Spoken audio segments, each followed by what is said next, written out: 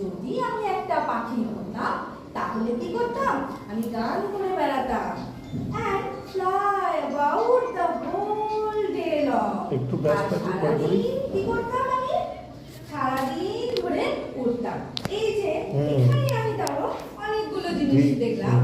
এই একটা হচ্ছে সিং, একটা হচ্ছে সং, আর দেখলাম গোল।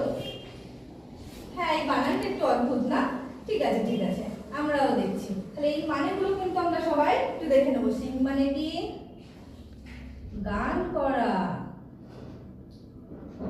সং মানে, ও আচ্ছা, সং মানে গান, তোমরা জানো? তাহলে আমি ভাবলাম তোমরা তো এই ওয়ার্ডগুলো নতুন।